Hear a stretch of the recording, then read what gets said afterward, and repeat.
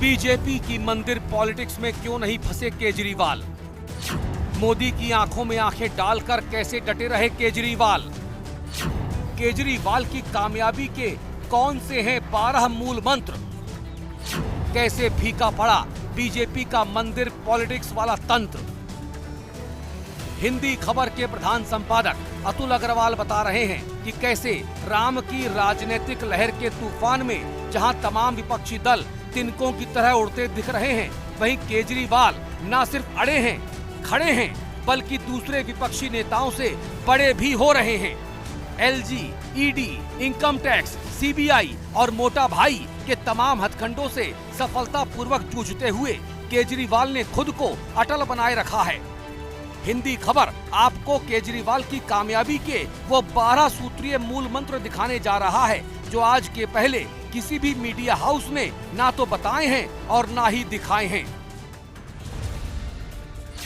तमाम प्रोपोगेंडा के बावजूद केजरीवाल सरल बने रहे और अपने सनातनी हिंदू धर्म की पूजा पद्धतियों, मान्यताओं, परंपराओं का पालन करना नहीं छोड़ा। वो जय श्री राम का नारा भी लगाते हैं, हनुमान चालीसा भी गाते हैं और सुंदरकांड का पाठ भी करवाते हैं। यानी बीजेपी के हिंदुत्व वाले ब्रह्मास्त्र से वो डंके की चोट पर मोदी और बीजेपी पर प्रहार कर रहे हैं।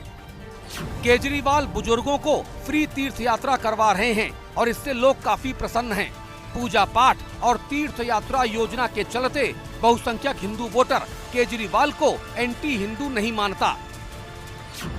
स्ट्रेटेजिकल तरीके से मोदी पर सधे हमलों और बीजेपी की जोरदार मुखालफत करने की वजह से मुसलमान मतदाताओं ने केजरीवाल को कांग्रेस के विकल्प के रूप में कबूल कर लिया है और नतीजतन मोदी के खिलाफ लामबंद मुस्लिम मतदाताओं की पहली पसंद केजरीवाल बन गए। राष्ट्र सर्वप्रथम का नारा लगाने वाले आरएसएस और उसके अनुषांगिक संगठन बीजेपी को राष्ट्रवाद के ही मुद्दे पर सबसे बड़ी टक्कर केजरीवाल ने दी।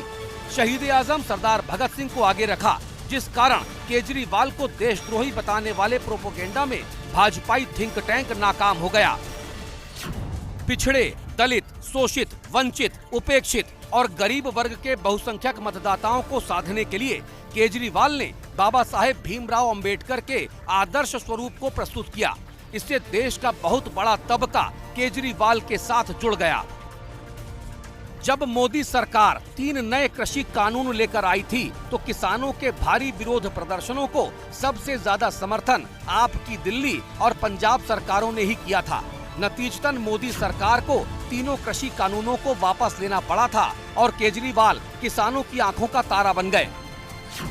दिल्ली में महिलाओं के विरुद्ध होने वाले अपराधों पर भी केजरीवाल सबसे ज्यादा मुखर रहे। महिला अपराधों की रोकथाम के लिए हजारों सीसीटीवी कैमरा लगाने की उनकी मुहिम को दिल्ली की करोड़ों महिलाओं ने काफी ज्यादा पसंद किया। डीटीसी की बसों में मुफ्त यात्रा सुविधा देने से भी महिलाओं पर केजरीवाल की पकड़ मजबूत हुई है।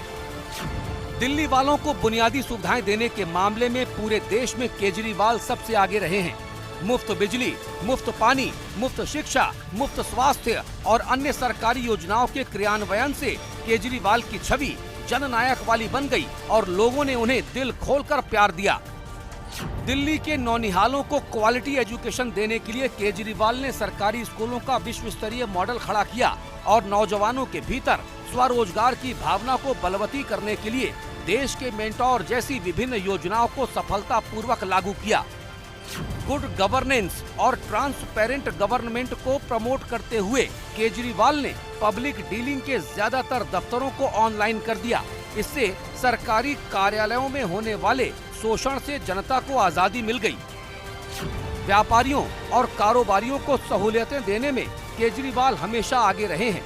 इसीलिए दिल्ली के व्यापारी वर्ग में टैक्स देने की प्रवृत्ति बढ़ी और तमाम राजकोषीय घाटों को पीछे छोड़ते हुए दिल्ली सरकार आगे बढ़ी। केजरीवाल ने न सिर्फ बढ़ चढ़कर काम किया बल्कि मेन स्ट्रीम मीडिया और सोशल मीडिया के माध्यम से अपने कामों को देश दुनिया के करोड़ों लोगों तक पहुंचाने में भी कामयाब रहे। यानी उन्होंने यहां पर भी बीजेपी और उसके आईटी सेल को कड़ी टक्कर दे रखी है।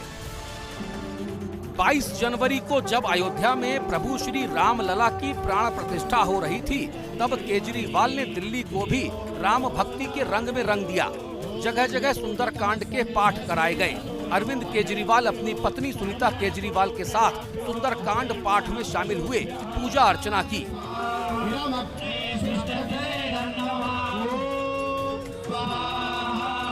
दिल्ली में आम आदमी पार्टी ने भव्य शोभा यात्राएं निकाली।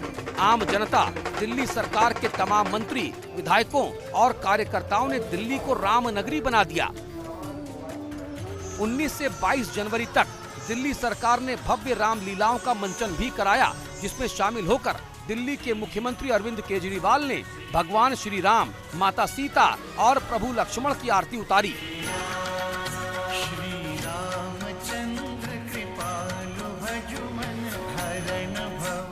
केजरीवाल ने असली राम राज्य की परिकल्पना बताई और कहा कि उनकी सरकार दिल्ली में राम राज्य की स्थापना कर रही है।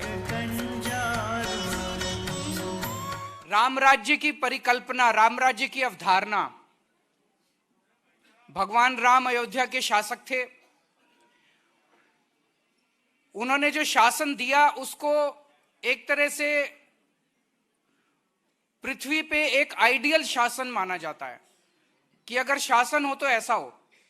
राम राज्य की परिकल्पना, उसकी अवधारणा, उसी की अवधारणा से प्रेरणा लेके हम दिल्ली में अपनी सरकार चलाने की कोशिश कर रहे हैं। हमने ठाना है दिल्ली में कि कोई भूखा नहीं सोना चाहिए, सबको उचित राशन मिले। अगर कोई गरीब है तो उसको मुफ्त में राशन दिया जाता है। बेघर लोगों के लिए हमने नाइट शेल्टर्स बनाए हैं जहां पे वो रह भी सकते हैं और उनको खाना भी मुफ्त मिलता है। हमने ठाना है कि हर बच्चे को अच्छी शिक्षा मिलनी चाहिए, चाहे गरीब का बच्चा हो चाहे अमीर का बच्चा हो।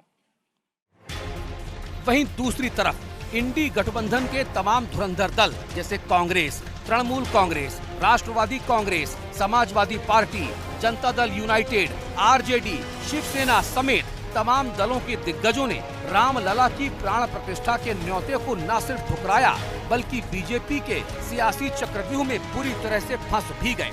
इस मोर्चे पर भी अरविंद केजरीवाल ने परिपक्व जन नेता की तरह आचरण किया और राजनीतिक धर्म नीति की लड़ाई में ऐसी अचूक रणनीति बनाई कि बीजेपी उन्हें घेर नहीं पाई। उनका एक लेटर आया था, उसके बाद हमने उनको फ़ोन किया। उन्होंने बताया कि कोई पर्सनली इनवाइट करने के लिए, फाइनल इनविटेशन देने पर्सनली उनकी टीम आएगी। वो तो आई नहीं, लेकिन ऐसा कोई बात नहीं। उसमें लेटर में उन्होंने लिखा है कि बहुत ज़्यादा वीआईपी और वीवीआईपी आएंगे और इसीलिए सुरक्षा को मद्देनज़र रखते हुए एक ही व्यक्ति अलाउड है वहाँ पे अभी इस टाइम जाना। तो एक तो फाइनल इनविटेशन का मुझे नहीं पता, कोई आया नहीं तो कोई बात नहीं, लेकिन मैं चाहता हूँ कि अपनी धर्मपत्नी और अपने बच्चों के साथ, और मेरे माता पिता को भी बहुत ज़्यादा चाव चढ़ा हुआ है कि हमें जाके रामलला जी के दर्शन करने हैं, तो अपने माता पिता, अपनी धर्मपत्नी, अपने बच्चों के साथ में जाऊंगा। हमारी कोशिश रहेगी कि अयोध्या के लिए ज़्यादा से ज़्यादा और ट्रेन हम लगा सकें, ताकि लोगों में बहुत उत्साह है अयोध्या जी जाके रामलला के दर्शन करने के लिए। तो प्राण प्रतिष्ठा के बाद हम कोशिश करेंगे कि ज़्यादा से ज़्यादा लोग, ज़्यादा और ट्रेन जो हैं वो अयोध्या जी के लिए जा सकें। साफ है कि अरविंद केजरीवाल की आम आदमी पार्टी की सियासी उम्र भले ही सिर्फ 11 वर्ष की हो, लेकिन अपनी सकारात्मक राजनीति से केजरीवाल ने दशकों पुराने राजनीतिक दलों और घाघ राजनेताओं के ऊपर क्लियर कट बढ़त हासिल कर ली है। खुद को बीजेपी की मंदिर पॉलिटिक्स के चक्रव्यूह में नहीं फंसने दिया और उल्टे बीजेपी के सामने ही एक बड़ी चुनौती खड़ी कर दी है। भारतीय जनता पार्टी ना तो धर्म के मुद्दे पर केजरीवाल को घेर पा रही है और न ही राष्ट्रवाद के मुद्दे पर उन्हें उलझा पा रही है।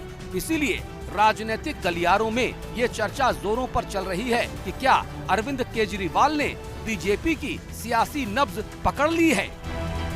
ब्यूरो इनपुट के साथ अतुल अग्रवाल, हिंदी खबर।